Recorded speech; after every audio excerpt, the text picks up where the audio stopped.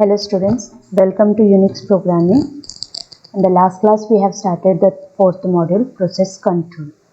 In that today we are going to see the system V IPC, that is system 5 IPC. IPC is nothing but a inter-process communication.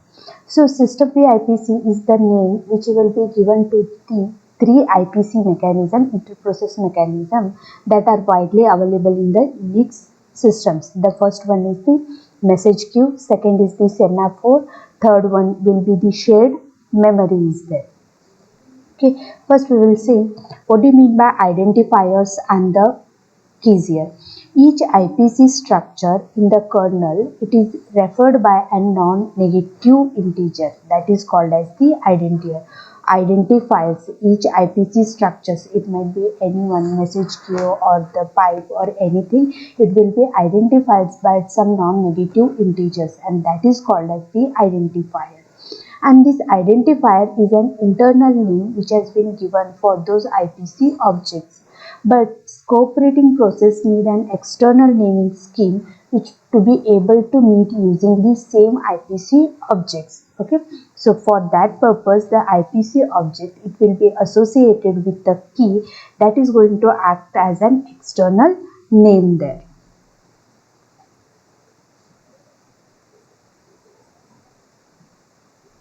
The data type that this key is the primitive system data type is the key underscore t. Okay, so this identifier, it is belongs to the primitive system data type, that is the key underscore t, which is defined in the as a long integer in the header file called sys/types.h. Okay, and this key is converted into the identifier by the kernel. Okay, so whatever the key name which we are going to give, external name, okay, which we are going to give for those identifiers, okay, that is called as the key. Actually the conversion is required because that external name, it is accessed by the cooperating process, whereas the internal name, it will be accessed by the kernel. So the conversion from external name to the internal name, or you can say that the conversion from key to the identifier, that will be done by the kernel there. Okay, so there are some various ways for the client and server to communicate at the same IPC structures. The first one will be the server is going to create one new IPC structure specifying the key of the IPC private, and then store the returned identifier somewhere in a file so that can be accessed by the client there. Okay, so but the disadvantage in this technique is that file systems operation will be involved here. Means file system operation means first to write the IPC private or that identifier in some file, you have to invoke the write functions.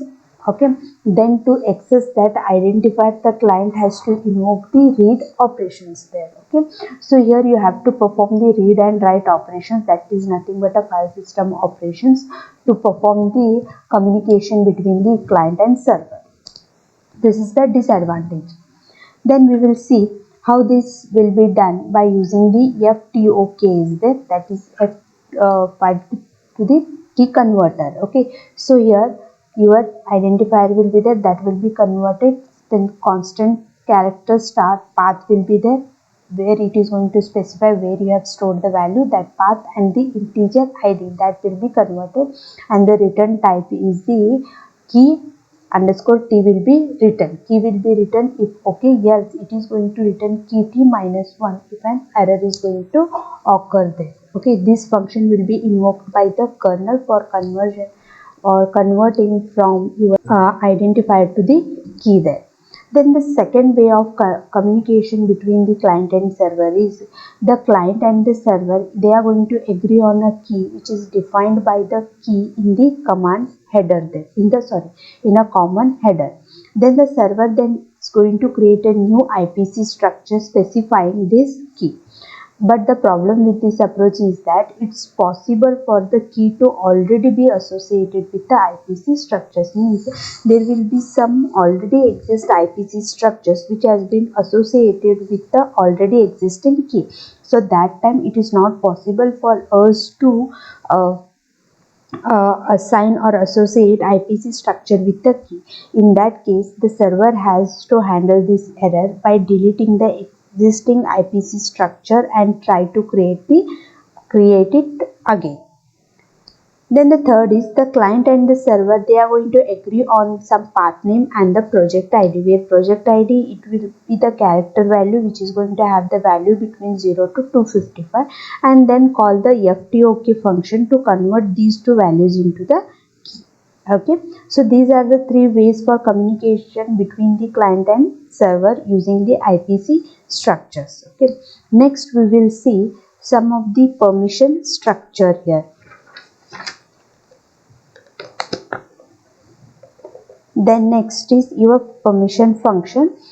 It will be associated with the IPC perm structure within IPC structure. The structure defines the permissions and the owners and also includes at least the following members. These will be present. So this structure, it is consists of the effective user ID, effective group ID, effective creators user ID, then creators effective ID, and the access modes. These all are things will be present. Okay, we will see some of the permissions and the bit values there. Okay, so here it is going to use the same permission types which we have used for the files. See here, but the difference is that here they are not going to have any execute permission, just they are going to have the read and write permissions. So here this is for the user, then this is for the group, and then the others will be there.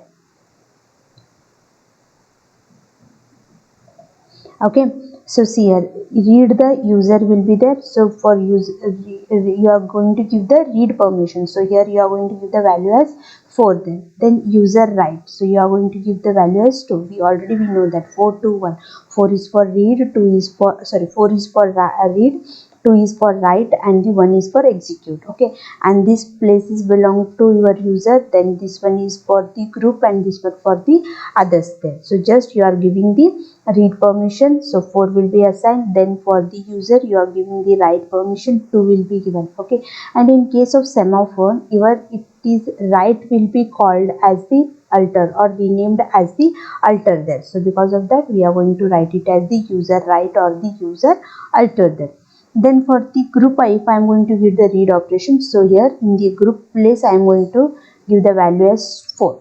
Then if I want to give the value as write, so I want to give the value as the 2 here. For the other read here 4 and here 2 will be given. So here we are not going to give any execute permission for any of the users. It might be a normal user, group user, or the others.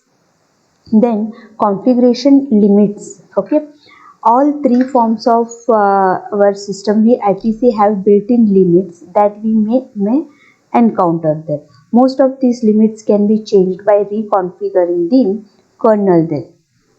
Then we have described the limits when we discussed each of three of the IPC. Some of the advantages and disadvantages are there.